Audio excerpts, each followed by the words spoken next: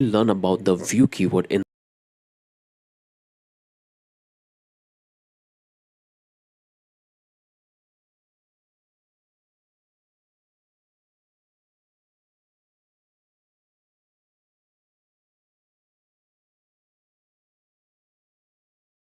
learn about the view keyword in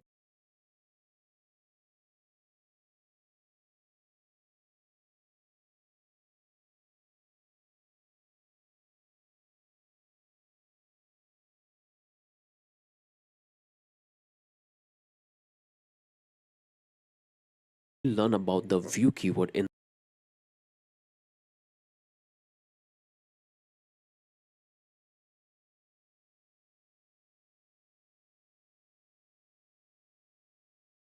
Solidity, that why you should use view keyword. You guys have already seen couple of example in the previous video, but in this video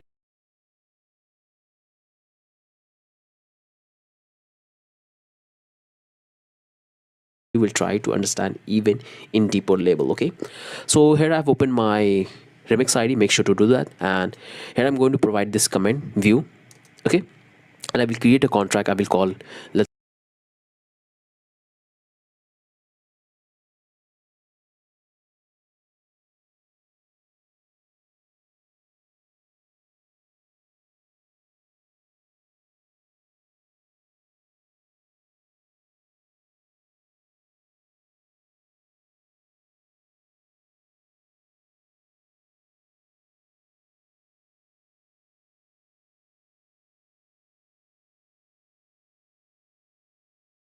let's say view, and here I'm going to define a couple of state variables. So I'll take a unt and I will define two predefined value and number 2. Okay, so they have taken two state variable and I have assigned value to that. Okay, so now let's write a function so we can check the state variable value. Okay, so let me give this command using view to check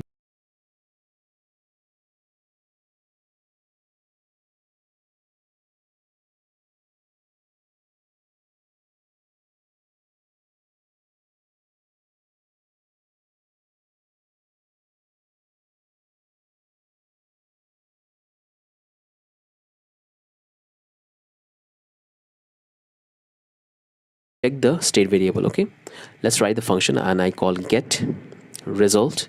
I'll make it public, and again we have a detailed discussion about this public keyword, and this is how you define view keyword. Okay, view keyword. Okay, view and result, and here we have to provide the data type which we want to return. That's the general convention. So we want to return unt. Okay, unt, because we want to return to unt. Okay, and with this function what we are trying to do is we are trying to access the state variable which we have defined and to see that what value we have here. Okay, so here what we're going to do, we're going to return this, and we want to return this num1 and num2. Okay, so that's the simple function we have written, and we have used this view keyword. I will show you that when you will not use the view keyword, what error message you will get. Okay, so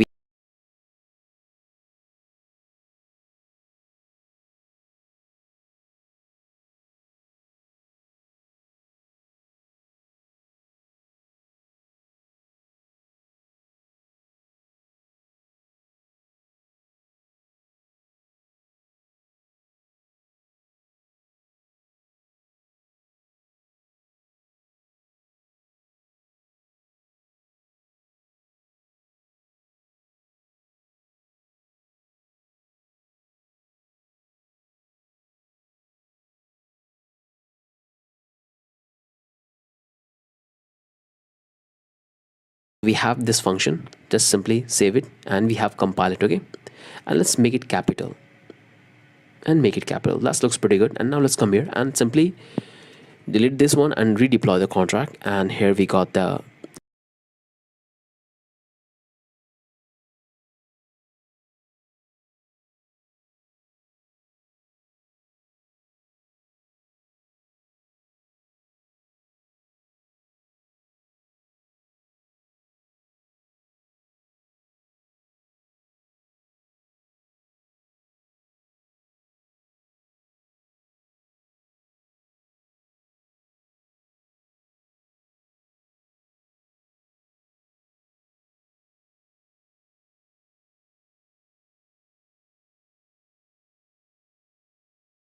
contract, and you can see we got this function.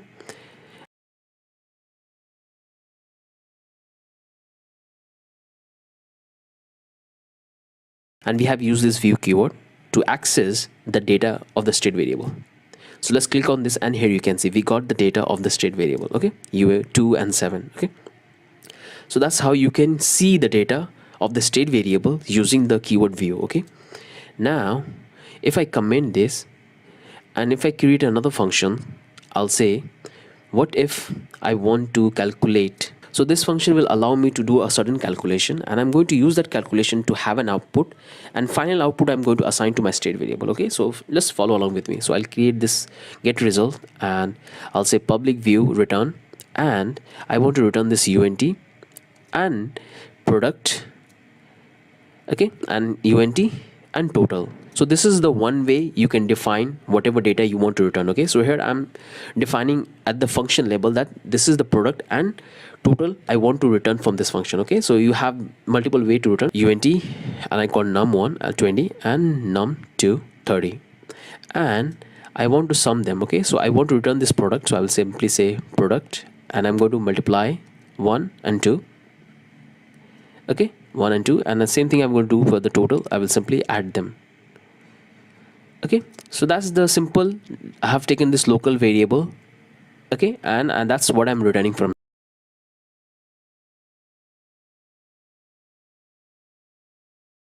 here, okay.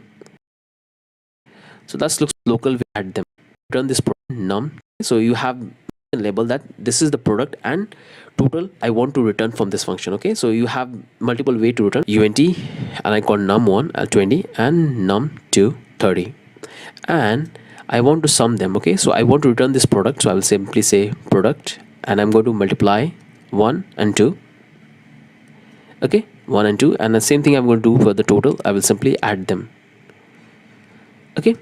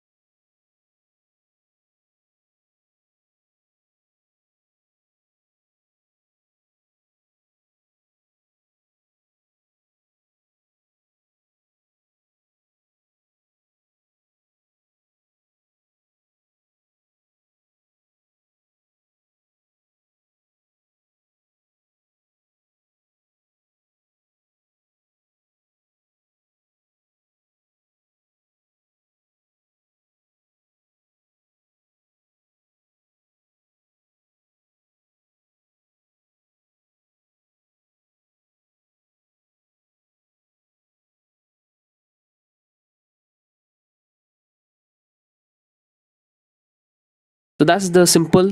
I have taken this local variable, okay, and that's what I'm returning from here, okay. So that looks pretty good. Now if I come here, deploy the contract, and if I click on this deploy, you can see if I call this function here, you can see I got this data, okay. I got this data. I got this data. It's looking absolutely fine, okay.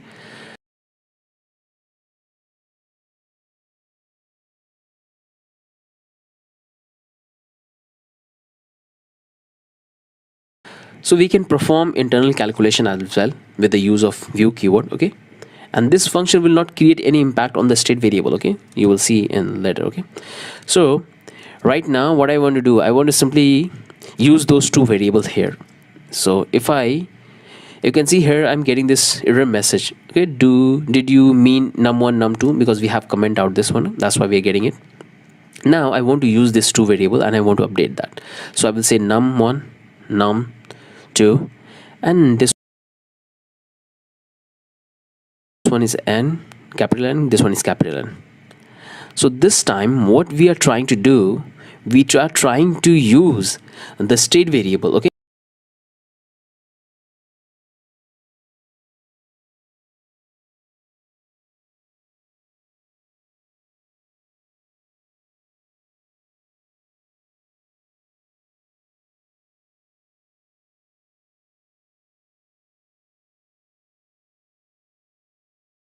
okay, we want to use that spread variable to do certain calculation, so we can use it. Okay, this time we are using state variable, and because of this view keyword we can easily able to access. If we don't provide the view keyword, we can't able to access that state variable. So we have the state variable there, and now if we deploy that, we can easily able to have that output. Okay, you can see now we can easily able to use that state variable. Okay, and that's happening because of this view keyword, and that's such a lifesaver you have. Okay, such a lifesaver you have. Now what I want, if I come here and if I want to update the data further, so the state variable I want to update that with the help of this function. Okay, so I'll take num1, and if I say +5 and num2 +7, and here you can see I'm getting an error message, because now what I'm doing with this function, that I'm trying to change my state variable. So I have predefined state variables, but with this function I'm trying to update that, and I will get an error. Okay, because I have used view keyword, and view keyword you can only use to see the data of the state variable. You can't do any changes. Okay, you can do the changes in the locally, but you can't do the changes in state variables. Okay, so these are the two variables I have, and here we are trying to update it, you can see, but we are using, if we remove this view keyword, okay, so we'll get an error. Okay, if we simply remove this, and now we'll not get any error. Okay, everything's looking fine. And if you call this function, you can see here we call this function and get a result. You won't get anything here, but you can see in the logs, you can see this is what we got as an output. So we have product 98, we have total 21. Okay, so this is the output we got, and we have successfully updated our state variable as well. Okay, so if I make it public, let's make this public as well, and let's redeploy the contract. If I open it, if I call this function, you can see I have 2 and I have 7, but the moment I will call this function, you can see I have this 7 and I have 14. So I have updated that, so things are looking fine. Okay, the main thing you have to understand here, that if you want to do any changes in the state variable, you can't use the view keyword, you have to write a normal function. But if you want to see the state variable data, you can use the view keyword. Okay, so that's the funda you have to use. If you type view, you will still get an error, so you can simply comment, and everything is okay now. Everything is okay now. So that's the state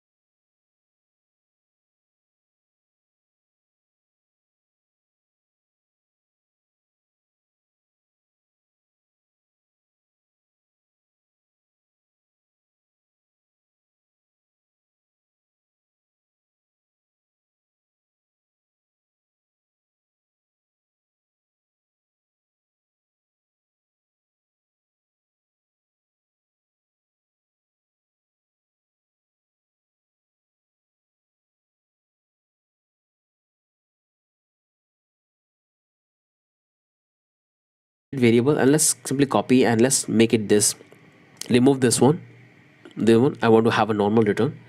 And if I want to return this product and total, I'll get an error. You can see I'm getting this error because I have to define the data type as well, because earlier I was saying that the data type is product unt and it is product, so I don't need to do define the data type one more type here.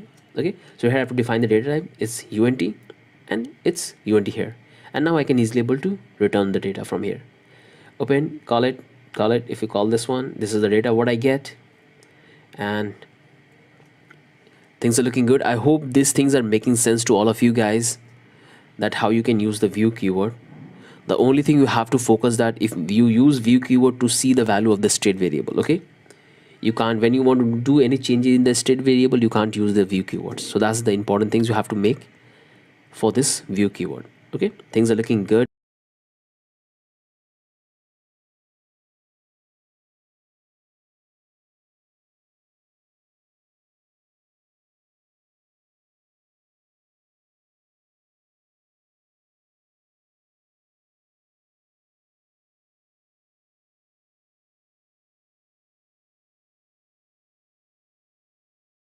Good, perfect.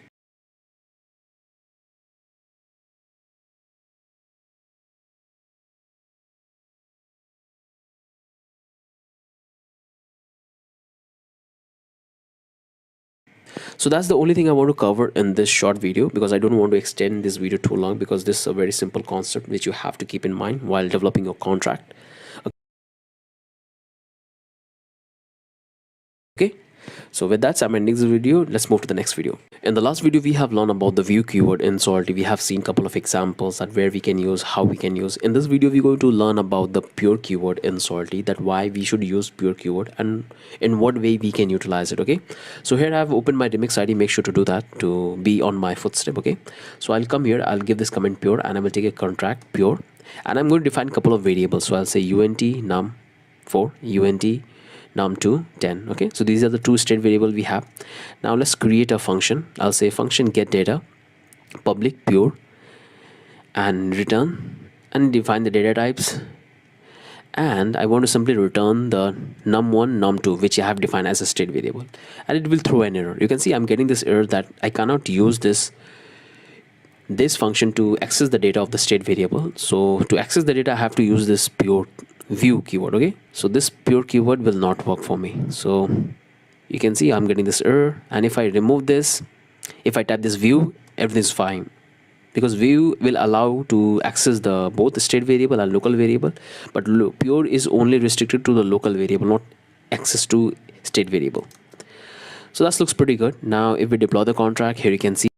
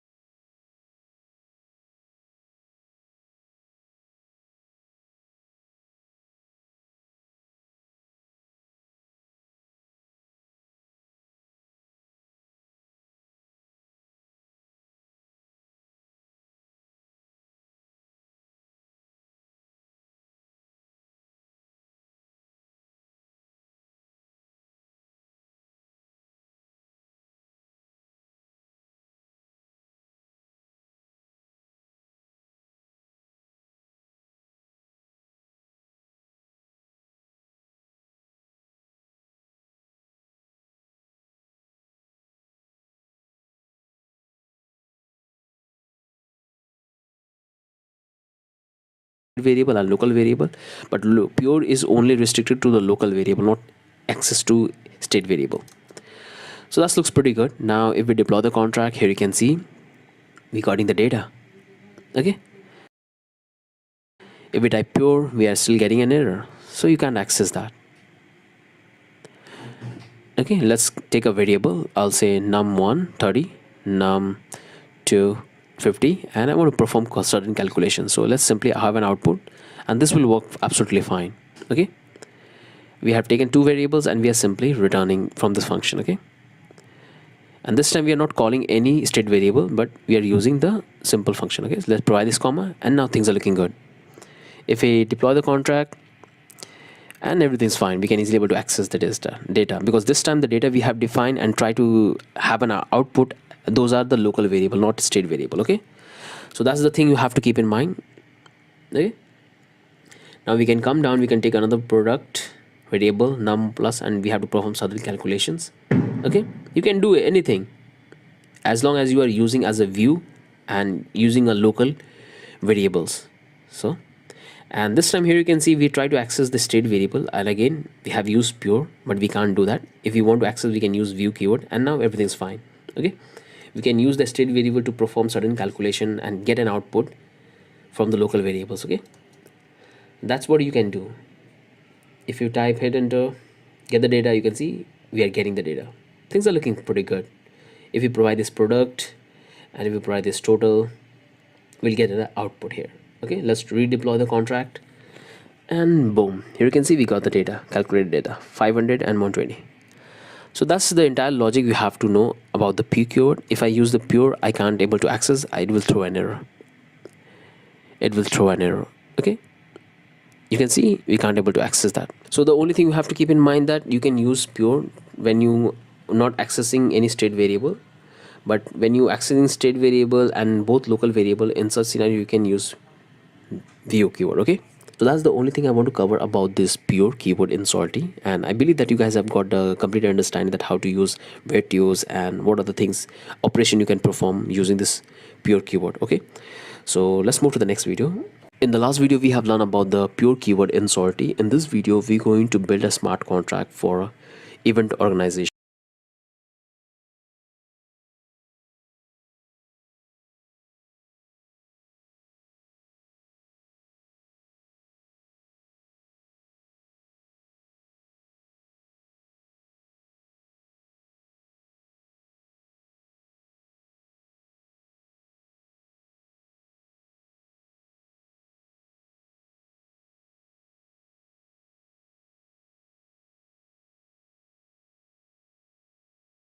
Okay, so let's start doing that. So I'll call this event ticket, and I will take the contract called event tickets, and I'm going to define couple of state variable here, because our ticket will have a couple of data. Okay, so I will take a unt public number of ticket. I will have another one, we'll say ticket price, we'll have a ticket amount, we'll have a ticket start time, so when the event will start, and we have to provide the end time as well. We have to provide the tickets timestamp. Okay, so we can easily able to find that when the time is got booked and when to end the event, when to start the event. Okay, so that's why we need to have this timestamp. Now we have to take a one more variable, and here we're going to define a pre-data. Okay, the buy your first event ticket. Okay, so these are the couple of state variable we're going to define for our event ticket. Okay,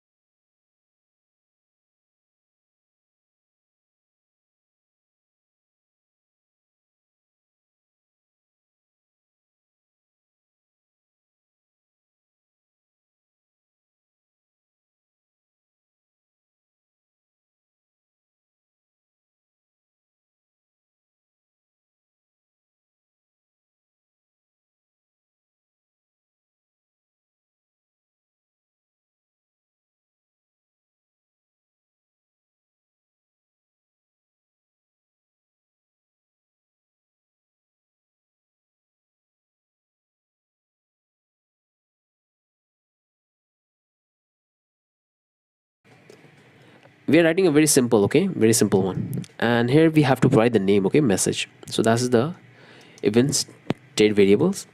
Now we have to build our constructor. We'll take the, let's come here and let's try to deploy this one. If I deploy, here we get the entire instead of the contract. Okay, if you call all of these function, you will get this 0, and we have this pre-data. Okay, nothing in there. And now we have to update this. So we'll use this constructor, and in that we have to pass couple of things. So we have to take this unt, and we have to pass the ticket price, that what price we want to charge for the, for those who want to buy their ticket. Okay, and we'll make this.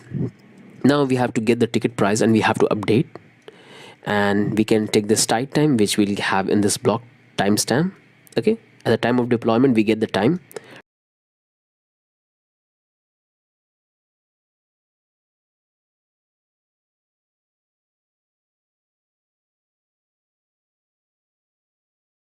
Timestamp will get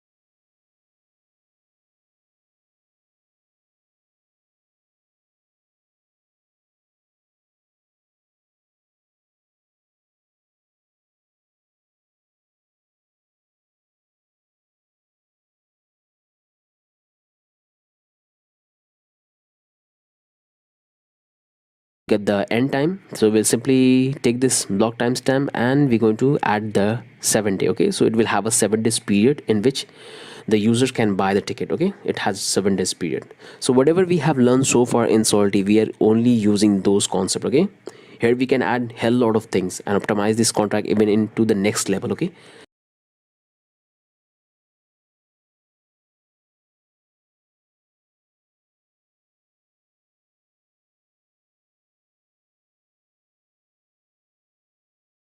because we have to do couple of condition checking. We have to do the condition checking, that who can call, who to make the honor. Okay, so we are not doing anything like that because we haven't covered those topic in the Solidity course. So whatever we have covered so far, we are building the smart contract on top of that only. Okay, so we have to make a 7 days period.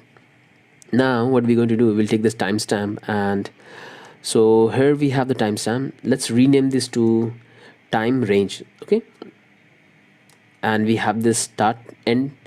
We'll take this end time minus start time, and we have to convert that into seconds. Okay, so this is the timestamp we have, time range, and this one is called time range, not timestamp. So that's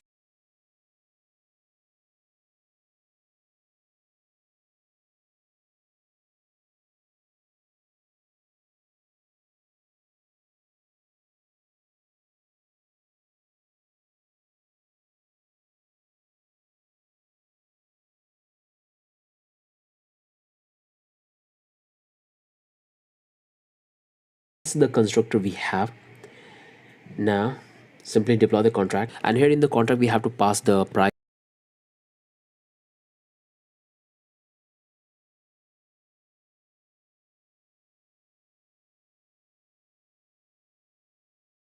of the ticket. So we'll say 5, click on deployed, and here you can see, if you click on this total amount, we have 0 because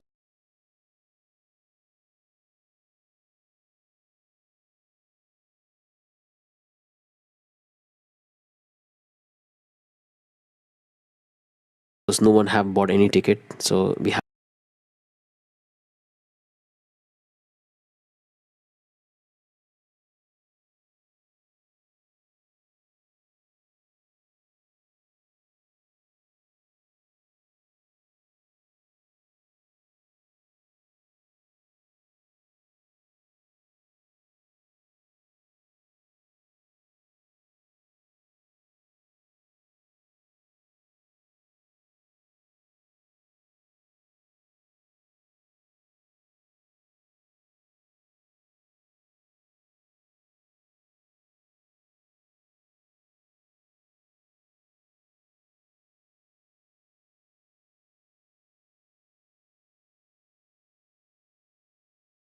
we have 0 amount. Okay, we have this 5 rupees, we have this time range is 7 days. You can see we have given 7 days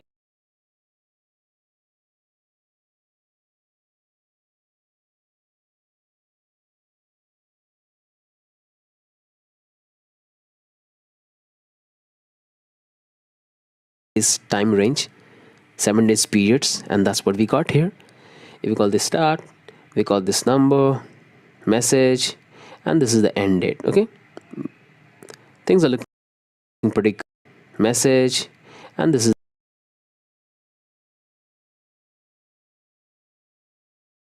the end date. Okay,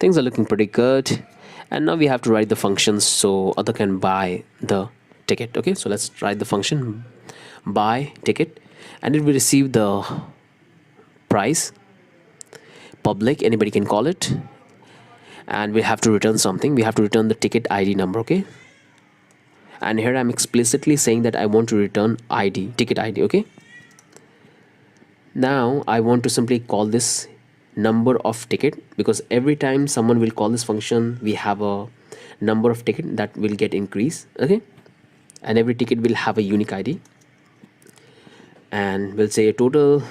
We have to take the price and we have to add that to the total amount.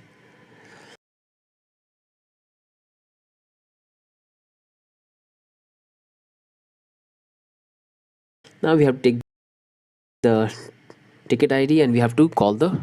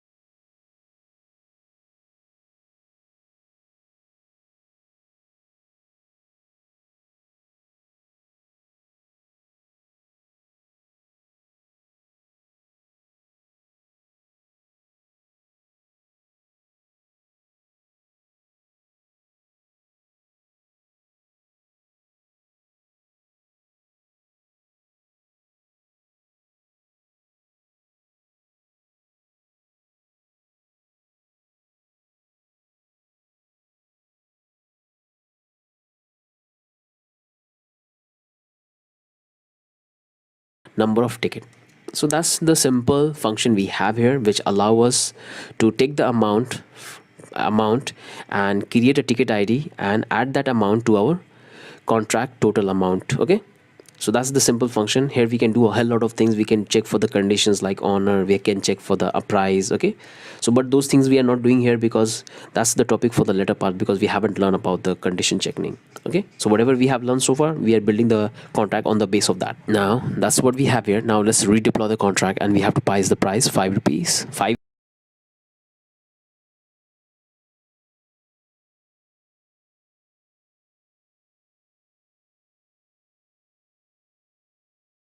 ether, sorry. Hit enter, and that's what we have here. You can see here we got all the functionality which you can check. Right now we haven't bought any tickets, so you can see number of ticket is 0, but now we can buy it. We can pass the price 5, and if we click call this claw, here you can see we got an output. If you open this one, you can see we got the ticket ID 1. Okay, if you call this now, you will have, we can see number of ticket is 0, but now we can buy it. We can pass the price 5, and if we click call this claw, here you can see we got an output. If you open this one, you can see we got the ticket ID 1. Okay, if you call this now,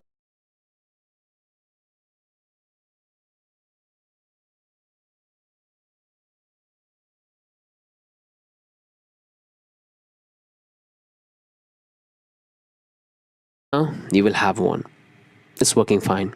You can see 5 we got. If we click on this 5, this become 10, so the amount is also increasing in the contract. Okay, and the problem I was telling you, that if someone pass the less than 5, it will also generate the ticket. So you can see it will add the amount here as well. Okay, so we're going to learn about the condition checking as well later, not now, because we are building whatever we have learned so far, we are building on top of that only. So price is this, but we are passing 1. So that's how we can generate a ticket for the those who want to attend the event. Okay, so that's the simple contract we have. Now let's write another function, get amount. Okay, so we want to access the total amount which we have in the contract and how many ticket we have bought. Okay, so we can do it. In the last video, in the last to last video, we have learned about the concept of view keyword. Okay, so you can see how everything is coming together, and we want to return the amount, total amount, and provide another bracket here, and now it's looking good. And now if you deploy, you have to pass the, just remove all this because these are the sensitive data which you don't want to make it public. Okay, so let's remove all of this. Things looking good. Now we're going to provide the price, hit enter, and here we can see, if you call right now, we have this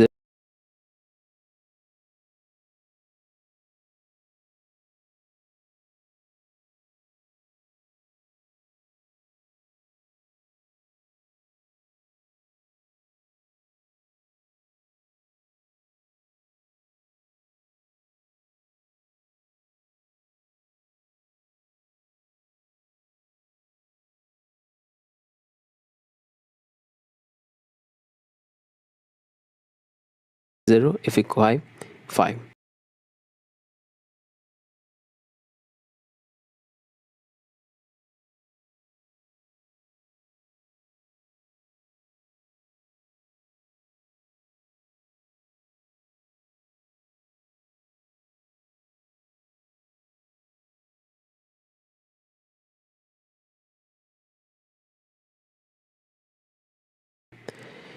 Ten.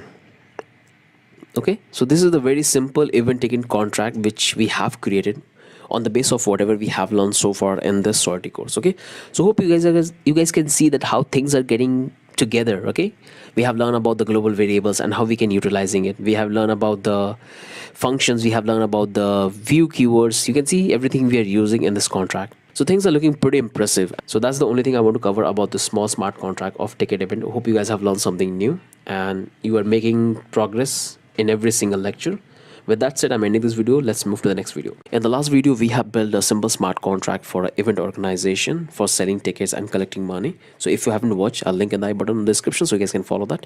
In this video, we're going to learn about the constant keyword in Solidity. And this is very important concept which you have to know, because if you're in a smart contract development, this will save you a lot of money when you will deploy the contract. Okay, so I'll give this comment constants, and I will take a contract and I'll call constants.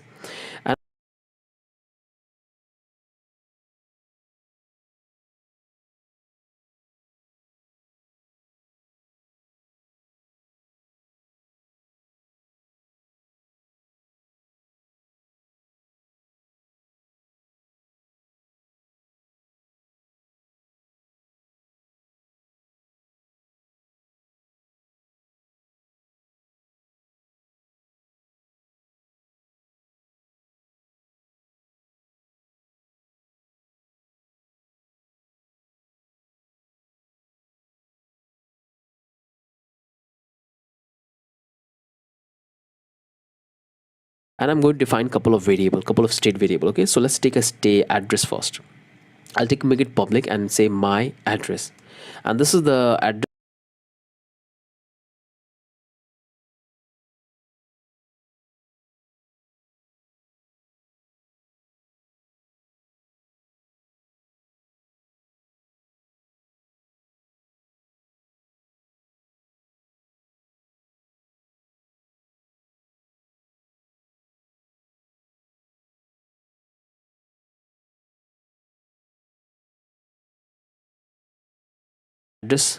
of my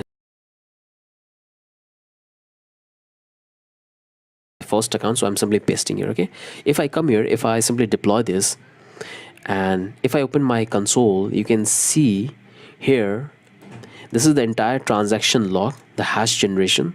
Okay, this is the execution cost I paid for deploying the contract on the base of this variable, the state variable I have defined. So okay, so what I will do is simply copy this and I will paste here. Okay, I will show you the difference, that why you should use constant for certain variables.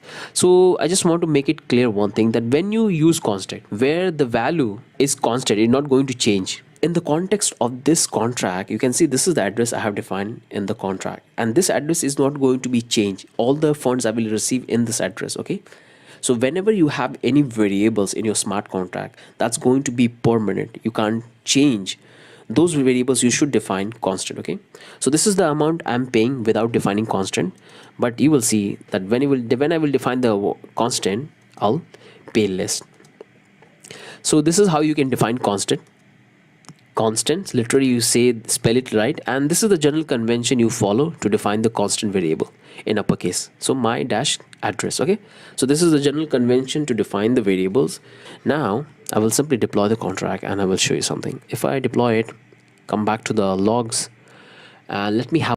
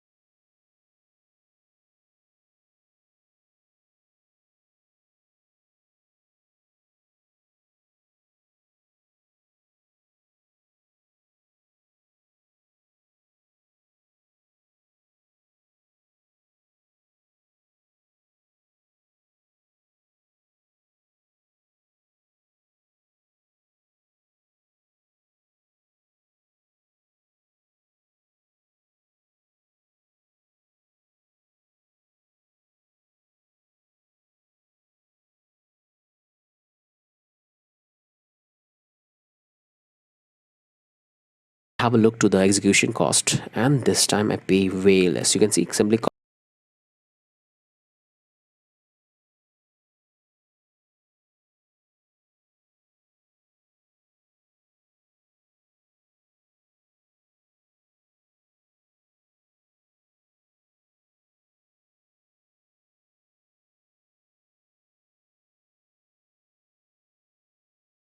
copy and paste it here.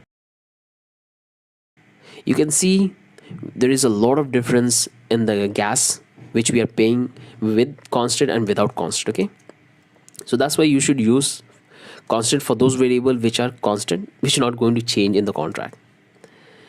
Okay, so that's the simple funda we have here, and now let's write a function to see that what we get. So we'll say get constant public return, and we want to return the address, so we want to simply return this my address. Okay, so the address we have defined with a constant value. Okay, let's come and we'll make it view so we can easily able to see that. Let's deploy the contract, and this is the amount we got. Okay, so we are calling the constant variable with the function, so this is the amount we are paying, 215,450. Now let's comment this one without constant and simply replace this one and deploy and call this function, and here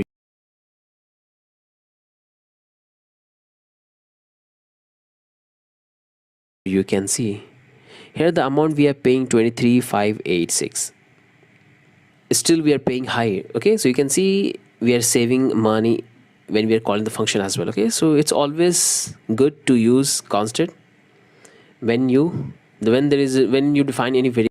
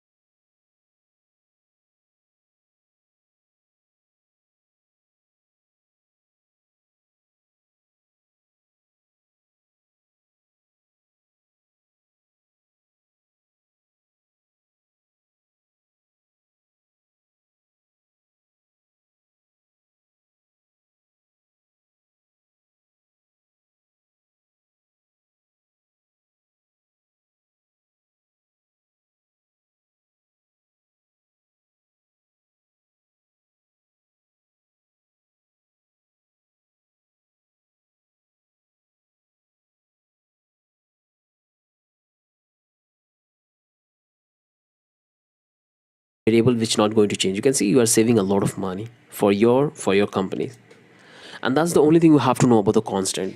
In short, those variable is going to be permanent, not going to change. You should define those variable constant to save money, okay? And those variables going to be change, you should just use normal expression, okay? So that's the only thing I want to say. Hope you guys have learned something new. With that, let's move to the next video. In the last video, we have learned about constant keyword in Solidity, that how we can define to save gas fee. In this video, we're going to learn about if else statement in Solidity, that how you can write nested if statement and the entire concept. Okay, so here I have opened my remix ID. Make sure to do that. Let me give this comment if else, and I'm going to create a contract. I'll call it if else. In that, I'm going to define a couple of state variables. So I'll take a unt my 5 and string is going to be, let's say, no.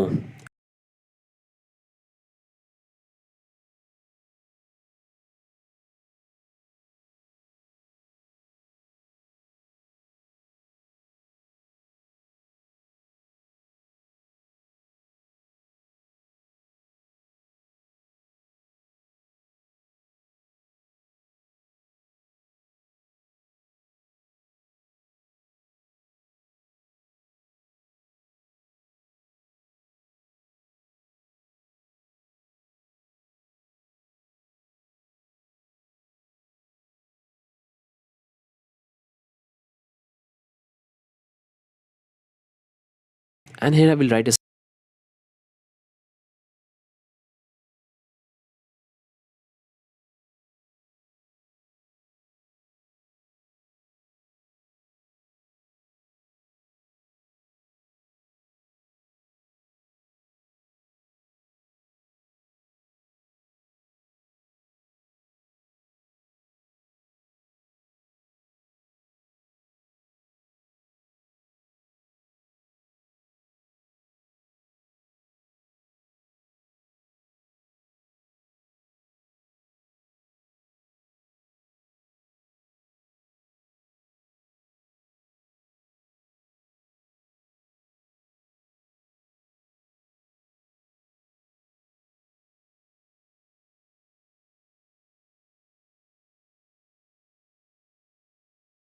simple function get public return, and I want to return the string memory. And again, we have a detailed discussion on this memory keyword, don't need to worry about it. And make it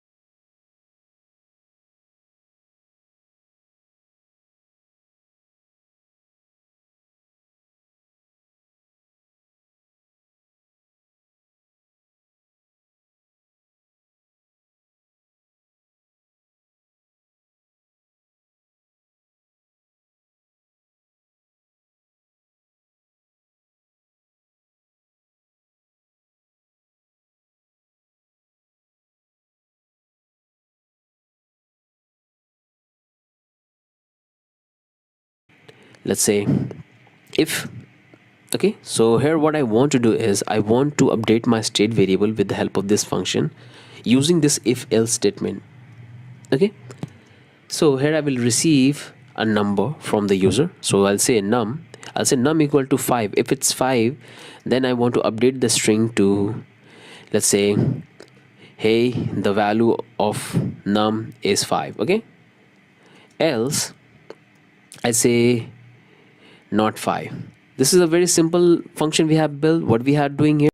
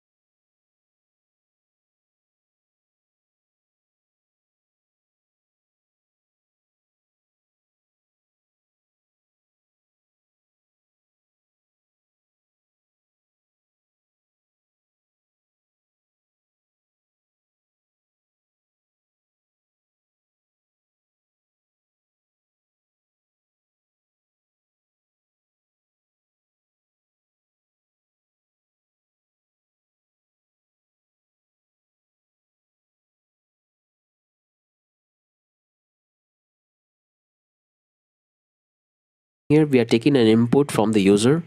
On the base of that input, we are defining the value, okay, of that string. Okay, simply deploy the contract.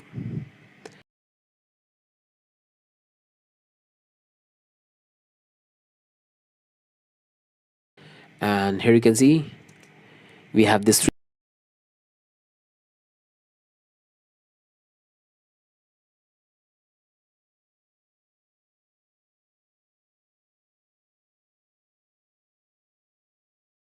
function. Num is 5 and string is empty. But if I provide this 5, hit enter and call the string, you can see, hey, the value of num is 5. It's got updated. If I type any other number, I'll say not 5. Okay, so this is how if and else statement works in Solidity. It's just like a JavaScript and other programming language. In the same way, you can define if and else statement here as well. Now we can add as many as we want. The third parameter we can also add, and we'll say num is equal to 4 if. Okay, so that's the third argument we can add. We can hit down deploy and you can simply able to check the data and update it. So 5 to this, call this one. If we provide 4, we'll get this value. If we type 6, we'll get this value. Okay, hit all of.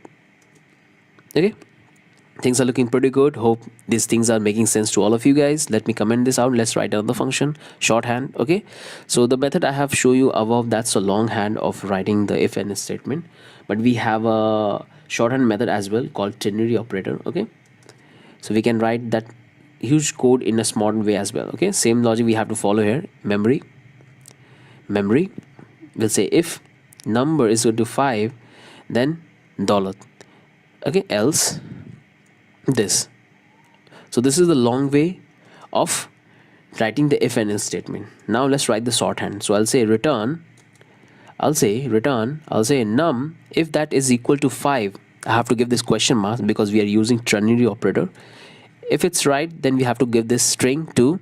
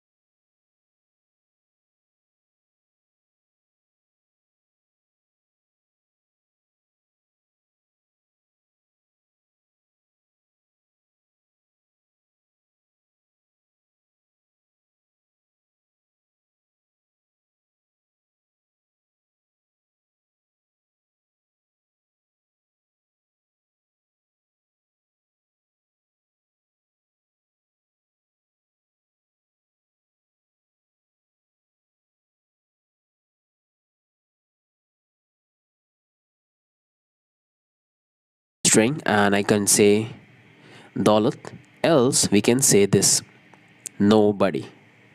Okay,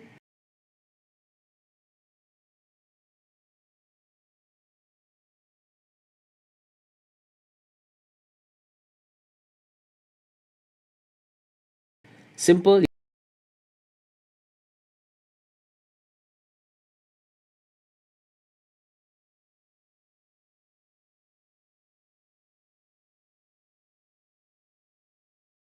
You can see it's just like a one liner. You have just simply reduced that 7 to 8 lines of code into one line, and that's called ternary operator. It's just like the way you write in JavaScript, the same way we are doing here.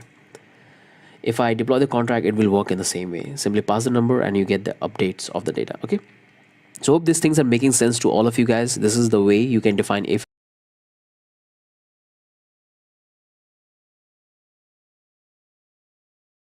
the same way we are doing here. If I deploy the contract, it will work in the same way. Simply pass the number and you get the updates of the data. Okay, so hope these things are making sense to all of you guys. This is the way you can define if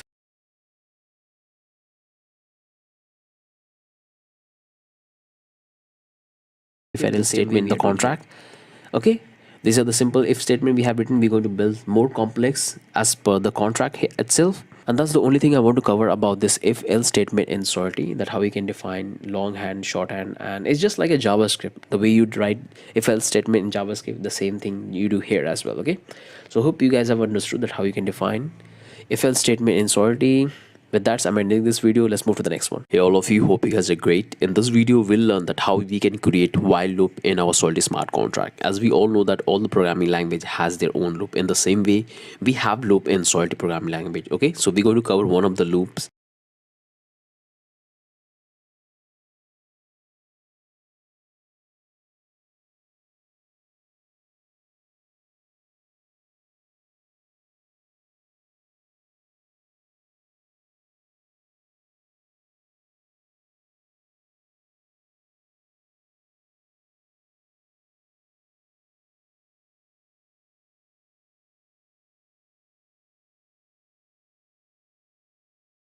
Which is a while loop in this video. Okay, so here I've opened my remix id. Make sure to do that to continue where I am right now.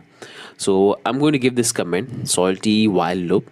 I'll create a contract. I'll play while loop, and here I'm going to define the syntax that how it will look. So let me type the syntax, and this is the condition you have to first you define the while and then conditions, and inside that you have to write the block and the piece of code which you want to execute and check. Okay, so I'm making this comment so you guys can have a reference. Okay, so let me comment this out. So this is the syntax part. Now let's check this in private. So I'm going to create a couple of variables. So first is going to be, let's say, unt array.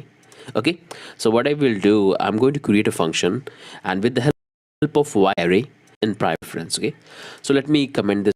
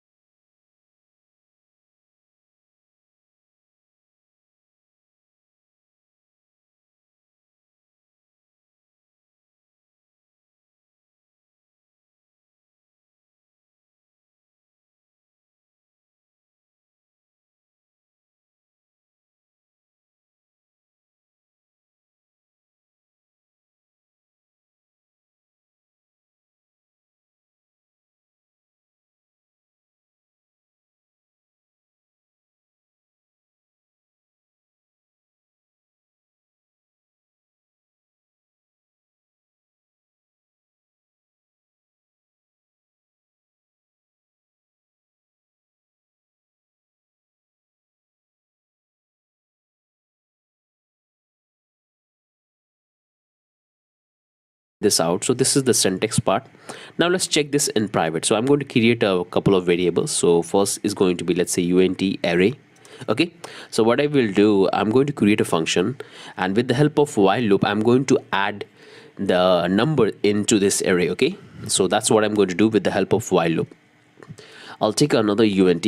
This will call unt 8, and initial value is going to be 0. Okay, now let's create a function. I'll call it loop public return, and I want to return an array, so memory. Okay, here I'm going to create the while loop. Okay, so I will define the keyword while, and here I'm going to check for the condition. So I'll say if j is less than 5. Okay, because I want to add only 5 elements into my array. Okay, so I will increment the j, and then I'm going to push that j into my array. Okay, that's a very simple logic, and then I'm going to return it. I believe that you guys are familiar with JavaScript, the same structure we have to follow here to push the data into array with the help of while loop. Okay, so here I'm getting an error. It's not a j, it's a k. So let me replace this one, k, k, and k. So that's the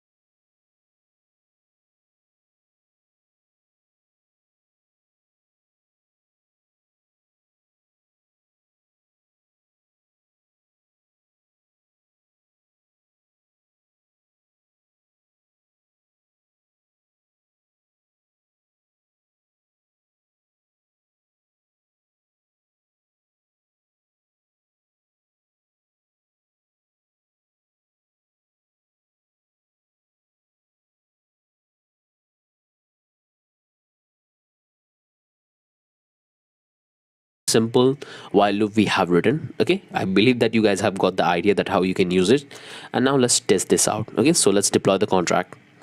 Click deploy, and here you can see the transaction went successful.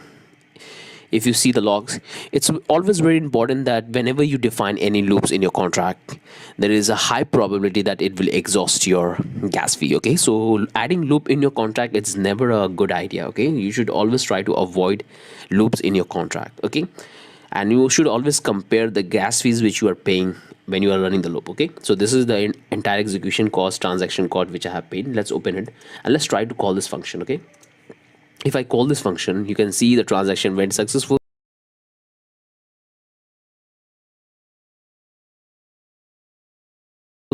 And if I open the transaction log, you can see I got 5 arrays into my data. Okay, 1 2 3 4 5. Okay, so right now I have 5 array. Okay, so you have to look at the execution code. You can see it's pretty high, so we should not include loops in our contract. Okay, let's bring this down, and that's the basic example. I don't want to extend this video because that's the only thing you have to know about the loops, that how you can create in your smart contract, and you can check for any conditions. Okay, you can check for any condition in your smart contract. So that's how it will look. Hope you guys have got an idea that how the loops work in a smart contract and how you can create your own loop in Solidity programming language. Okay, so that's the only thing I want to cover. Hope you guys have found this video valuable. If you are still question, doubt, to leave in the comment section. With that said, let's move to the next video. Hey all of you, hope you guys are great. So in the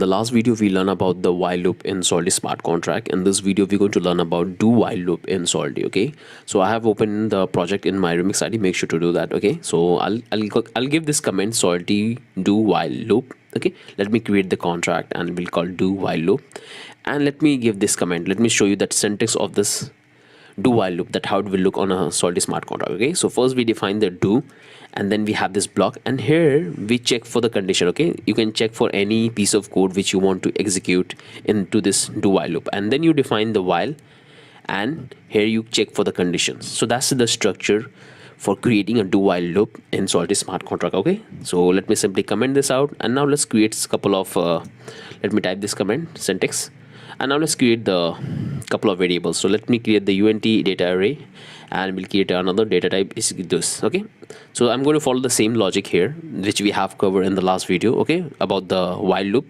So I'm going to take the same example here. I'll create a function called loop, and we'll say public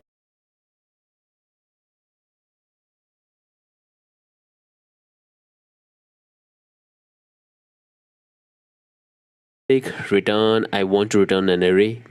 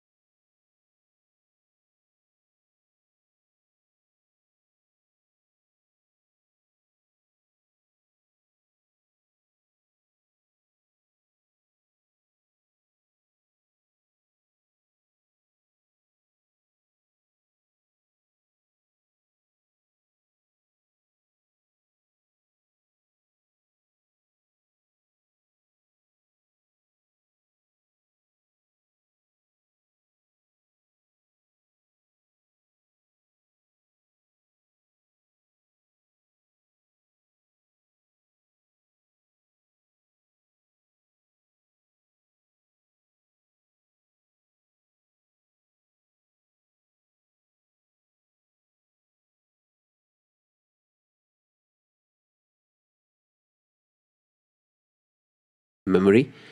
And now I'm going to use this do while loop. Okay, j plus plus data dot push, and I want to simply return that. Okay, here I'm going to check for the condition. If it's j is less than 5, then we have to execute this code, and then we have to return the data. Okay, that's the very simple loop which you can create. Okay, so now it will work fine. So let's come here, let's deploy the contract, and simply open up the terminal and hit on deploy the transaction. When successful, open this, and you can see this is the execution cost we have paid as a gas, pretty high because we have loops in our contract. Okay, we have transactions, we have execution costs, they're pretty high. So now you will see that how much amount we are paying, or if you click on the loop, this is the transaction we done it, and here you can see still the transaction is really very high. That's why I tell you never include loops in your. So here you can see that we have this execution cost, we have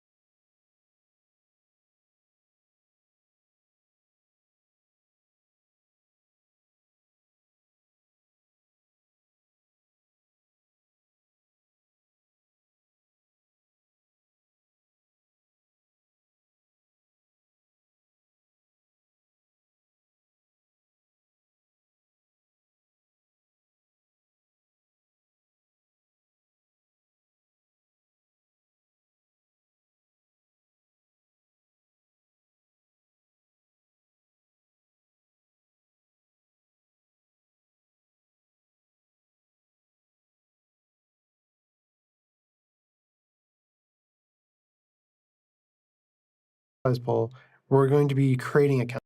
Welcome to the full end-to-end Solana blockchain and smart contract bootcamp. We're going to go through everything you need to know from a technical standpoint to get started building on the Solana blockchain and write your own full stack decentralized applications. Whether or not you have been in the cryptocurrency space for a while or are just getting started, we'll be taking you through your journey to learn how to become an expert Solana engineer. At the time of recording, Solana developers are in high demand. We're seeing a ton of jobs getting posted within the Solana ecosystem. Over the last 3 years, Solana developers participating in global hackathons have created companies that have received over $600 million in funding. And on average, blockchain developers right now are making more than $170,000 a year. While we cannot guarantee you a job, we're going to try our best to provide you with the skills you need to become a Solana developer. Whether or not you have any blockchain experience or have been building for a while, if you are interested in building in blockchain, this is the course for you. We'll be starting with blockchain basics, then going into full end-to-end projects, and finally finishing up with what it takes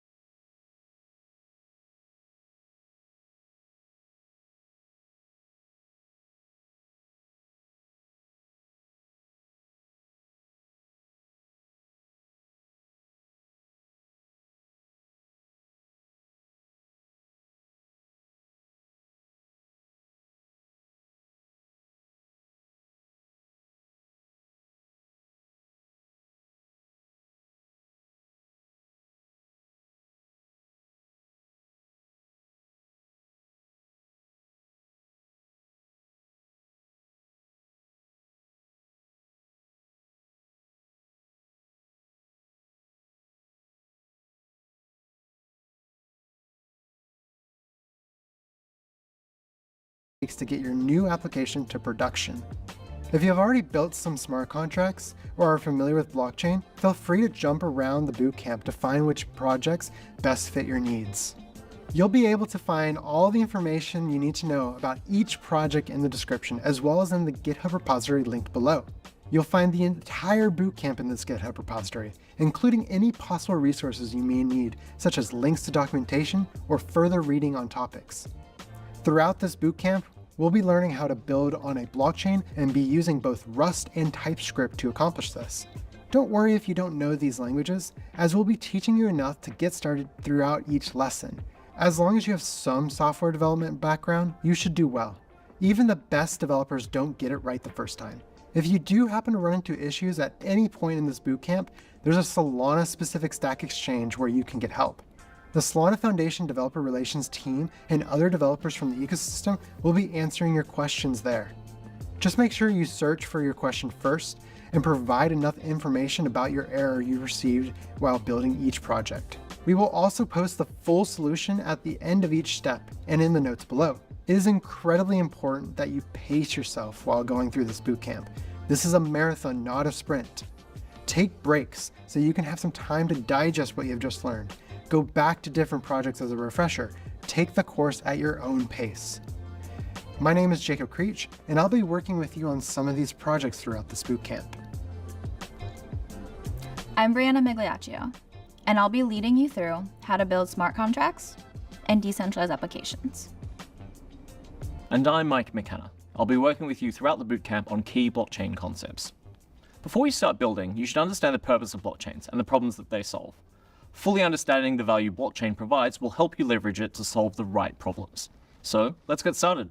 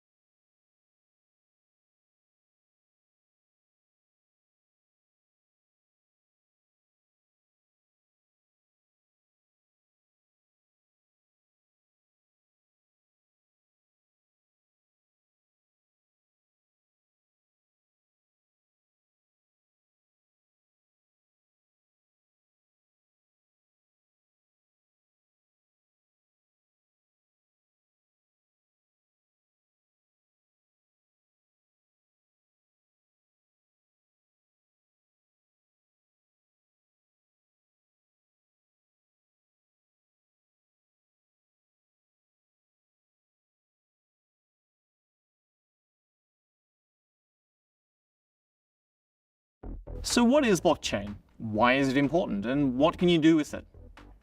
At its core, a blockchain is a distributed database with some special characteristics.